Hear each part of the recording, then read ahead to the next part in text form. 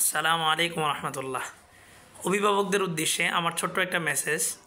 বাচ্চাদেরকে নুরানি পড়ানোর পরে ক্লাস 3 পর্যন্ত পড়ানোর পরে ক্লাস 4 থেকে কোথায় দিবেন ইনডিসিশনে ভুগতেছেন।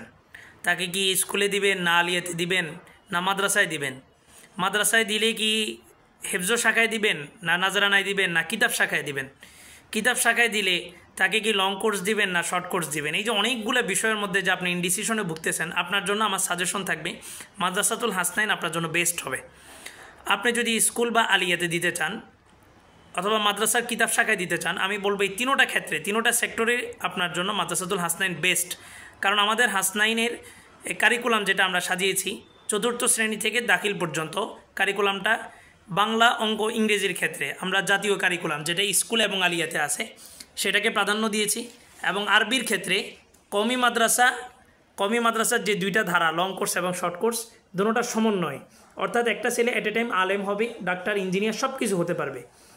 আর যদি আপনি চিন্তা করেন যে বাচ্চাকে আপনি হিফজো শাখায় দিবেন, হিফজো নাজরানায় দিবেন, সেক্ষেত্রে আমি বলবো মাদ্রাসাতুল হাসনাইন আপনার জন্য বেস্ট হবে। কারণ কি, একটা বাচ্চা হাফেজ হইতে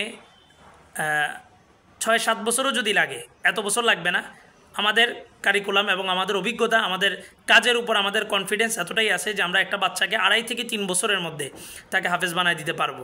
কারণ আমরা এই কথা বিশ্বাস করি যে বাচ্চাদের মেধা সবাই সমান।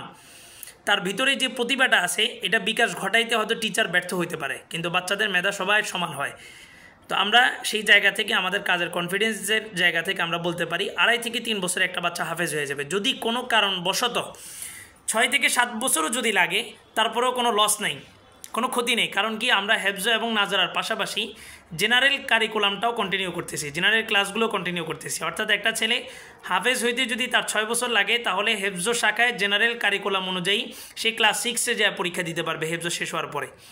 আর নুরানি ইবতিদায়ী থেকে আমাদের এখানে আছে, ইবতিদায়ী থেকে দাখিল পর্যন্ত বাচ্চাকে নিয়ে আর কোনো পেরেশানি নয়। সব কিছু একের ভিতরে সব, স্কুল, আলিয়া, মাদ্রাসা, Kadim নেসাব, Jadid নেসাব, long course, short course, সব কিছু মিলে আমরা প্রতিষ্ঠানটাকে সাজিয়েছি। গার্ডিয়ানদের জন্য আমাদের পরামর্শ থাকবে, আপনার বাচ্চার জন্য মাদ্রাসাতুল হাসনাইন বেস্ট হবে। অন্তত আপনি একদিন আসেন, মাদ্রাসাটা ভিজিট করেন।